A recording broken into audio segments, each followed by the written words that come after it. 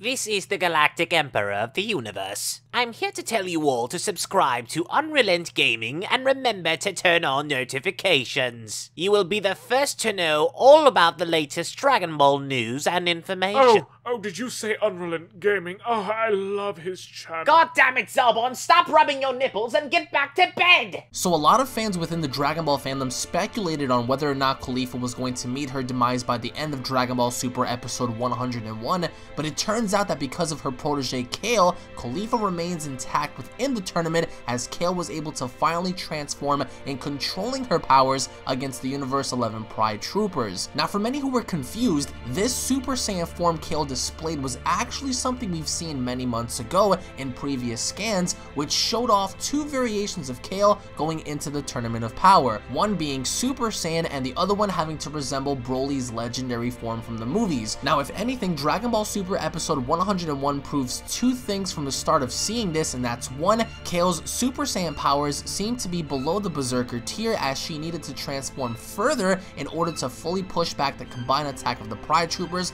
and two, according to Khalifa, Kale is now able to fully control this ultra superpower at will, something we've seen Broly in the original movies have a very difficult time in doing, and building up character development, something they gave Kale in this episode, which solidifies her background and her overall development that much more as a character going further in the Tournament of Power. And having to look at the level of power that Kale has displayed, her Super Saiyan form seems to almost resemble that of her Berserker form, except it seems to be that of a bit more controlled tier, as we later on get to see her power up into that state as she's able to fully push back the Pride Troopers' attacks. Now it's safe to assume that the Super Saiyan form is inferior in comparison to her Berserker form as seen before. Now she has full control over it, which as a whole is going to make her that much more dangerous as a fighter going further in the tournament, as Kale will begin to encounter fighters equal to or greater than her in terms of feats and power, as later on we're going to get to see firsthand as to just how powerful the Super Saiyan form is as she begins to fight her way through the Tournament of Power further using this transformation. Now what's also interesting to note is how the Grand Priest considered all remaining fighters in the tournament to be powerful ones, as he stated to the Omni King that the weaker fighters are now starting to dwindle down as the more powerful fighters emerge within the actual tournament setting, which definitely implies that Kale is one of those powerful fighters, considering that how she was able to completely dominate Goku.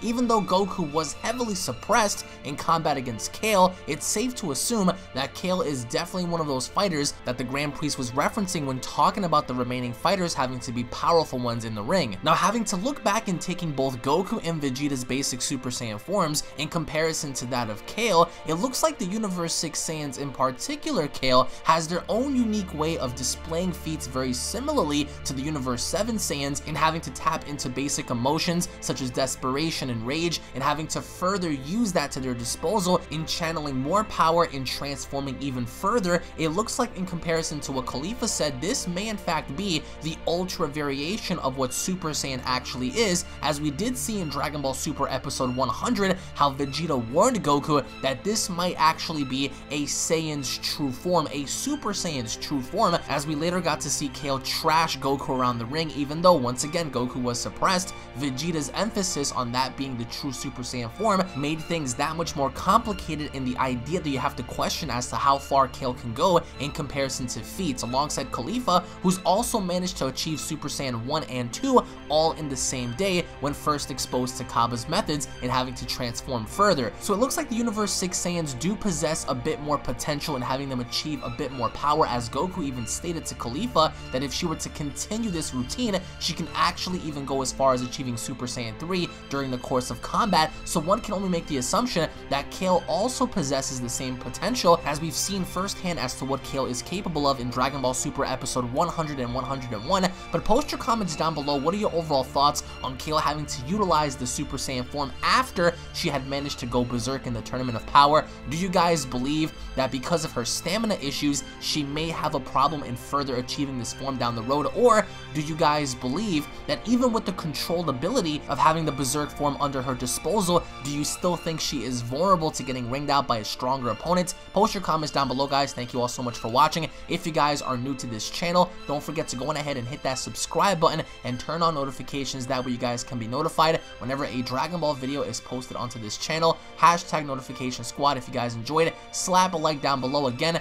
having to look at Kale right now, we don't really know as of definitively what she can truly do during the course of combat, how far she can grow, her durability. Obviously enough, she's very durable, as seen in Dragon Ball Super Episode 100 when she was able to tank a Super Saiyan Blue Kamehameha. Once again, Goku was suppressed. It would have been a different outcome if Goku really tried, but it does definitively goes to show how durable Kale is. But in terms of tapping into her true potential, this might be the beginning of something very special in seeing at least one of the two female Saiyans achieve something that hasn't been seen in Dragon Ball in quite some time. So between Kale and Caulifla, which do you guys prefer? And again, some people aren't really fans of Kale, as many people refer to Kale as a copy and paste version of Broly, but in my opinion, I do definitely think that this character does deserve a chance for the simple fact that they're executing Kale the way Broly was supposed to be in the movies. Of course, the movies are something separate in terms of timelines, and Kale is a part of the main continuity. Going further into this, I do think that she definitely deserves a chance, but post your comments down below as to what you guys think. Thank you all so much for watching. Tune back in for more.